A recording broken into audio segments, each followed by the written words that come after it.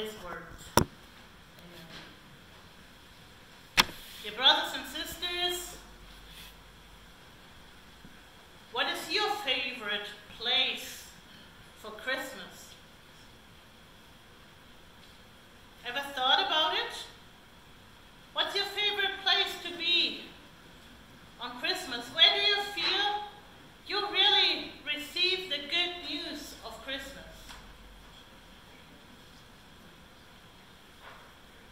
In the last weeks, the English congregation has considered the places in which the good news of Christmas is arriving.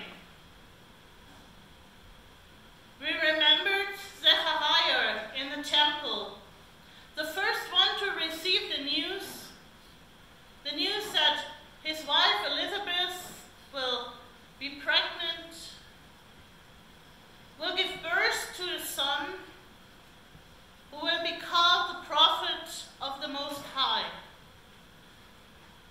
He will not be the Messiah, but he will be the one who goes ahead, the caller in the desert. On the 2nd of Advent, we thought of the story of Mary visited by an angel at home. There, where she lived her everyday life. And we talked and thought of the meeting of the two women, Elizabeth and Mary, the two women who couldn't be more different, one very young, one very old, and yet both expecting a child to be born, both full of joy, and I'm sure anxiety as well. Christmas comes in holy places, in our homes, actually in our everyday life. When you look at the Christmas story and you start in chapter 1 of the Gospel of Luke and you go all the way to almost chapter 3, you will find that the good news arrives with people in their everyday life. Not in some special place, but at the workplaces where they used to be. Mary is a woman still at home. And today, I want to think of another place together with you, of the busy places in which Christmas is arriving.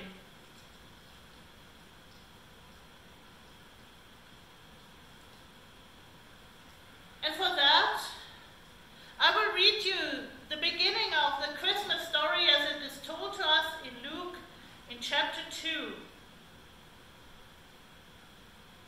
We are told by Luke, at that time the Roman Emperor Augustus decreed that a census should be taken throughout the Roman Empire. This was the first census taken when Quirinius was governor of Syria, and all returned to their own ancestral towns to register for the census. And because Joseph was a descendant of King David, he had to go to Jerusalem in Judea, David's ancient home. And he traveled there from the village of Nazareth in Galilee, and he took with him Mary, whom he was engaged, who was now expecting a child. And while they were there, the time came for the baby to be born, and she gave birth to her firstborn son, and she wrapped him snugly in strips of clothes and laid him in a manger, because there was no lodging available to them. There was no room in the inn. That's how we usually hear the stories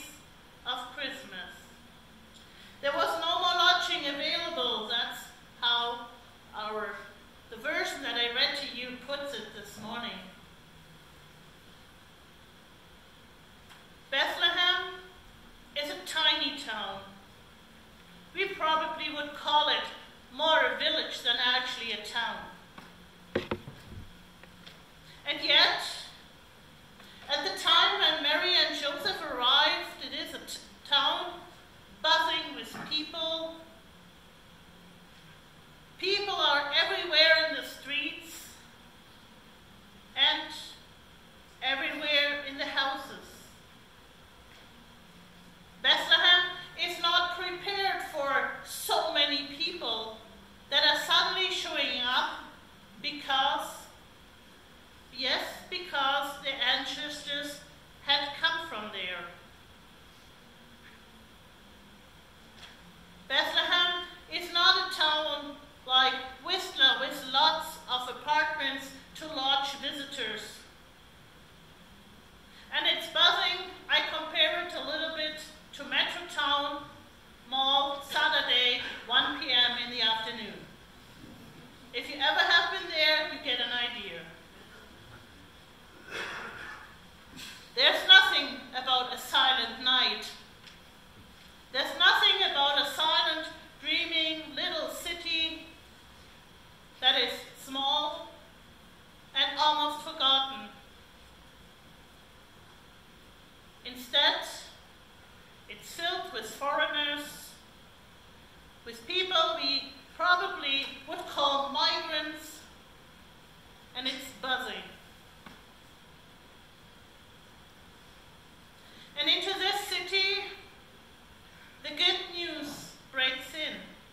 It's more than the good news because Christmas breaks in. In the middle of chaos, in the middle of busyness, in the middle of buzzing, God comes. I have to be honest, Metrotown, Saturday afternoon, 1 o'clock, is not my Christmas. And I feel very little connection to Christmas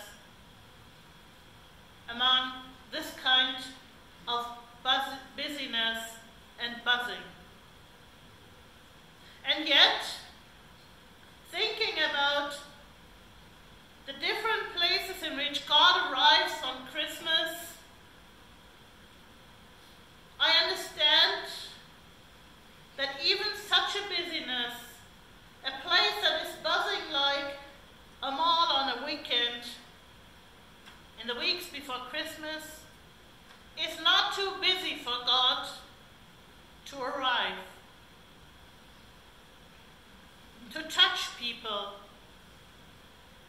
to bring good news to them.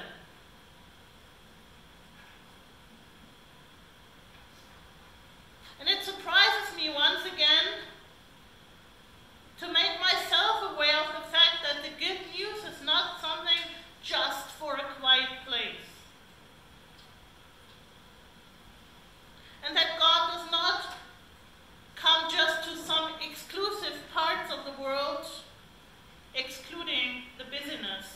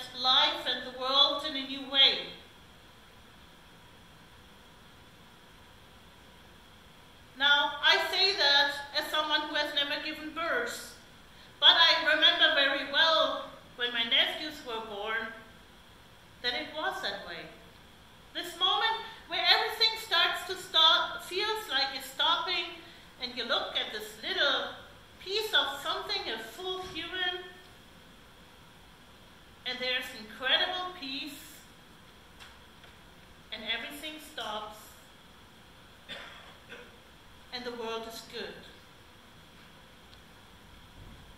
Just for a moment. But maybe it is exactly that little moment that we need.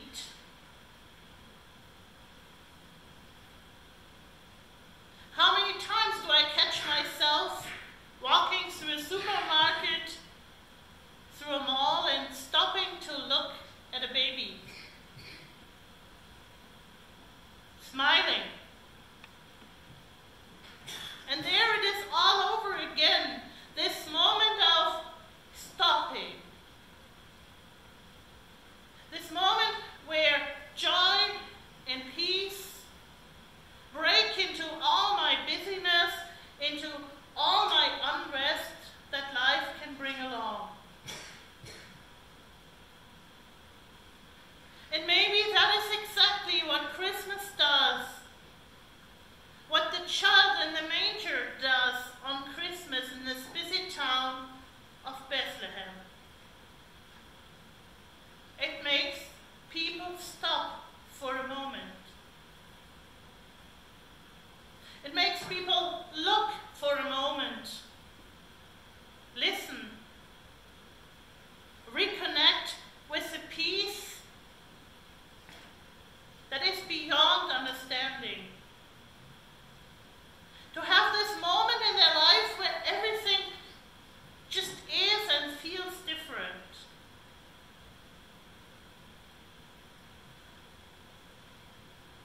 And this is not tied to Jerusalem.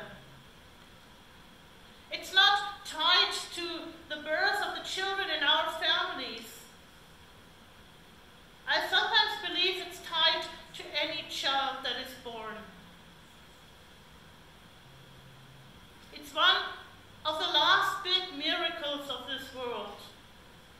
A child born, a fully equipped human. Everything works, and yet everything is still so small. One famous theologian, I think it was Martin Luther, said that with every child that is born, God anew stoops into this world and reminds us of the child of Christmas.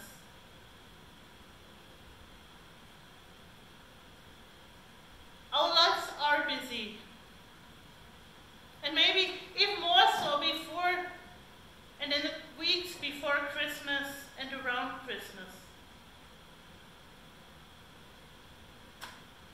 So often we say, oh, this year I take it slower. This year I will do everything different.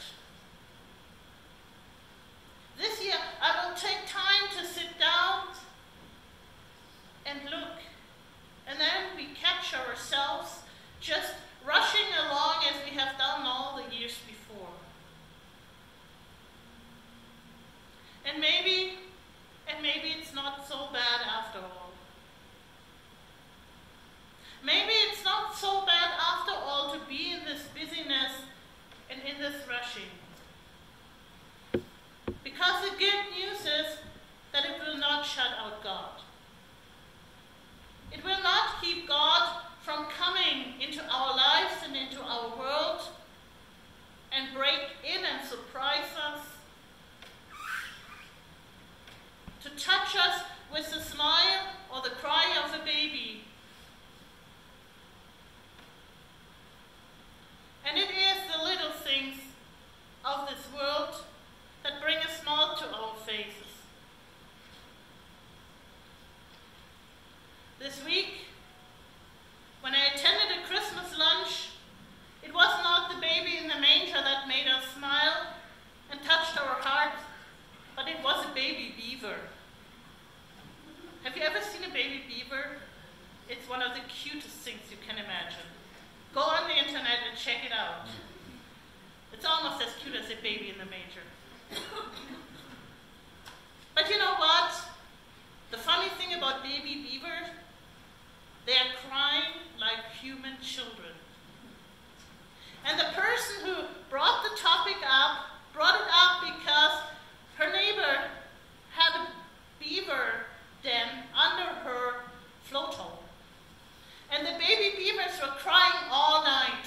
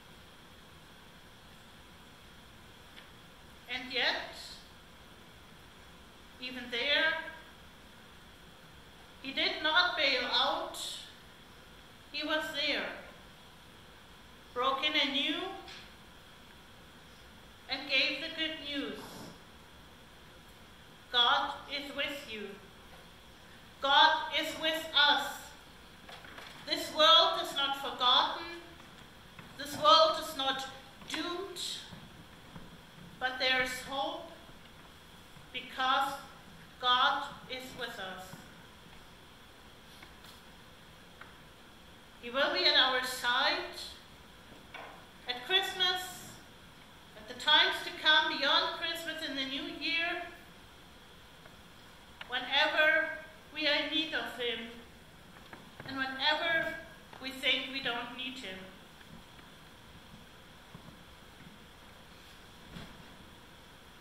He will be there in the moments of quiet in our homes, at church, in the holy places, and he will be there in the morning.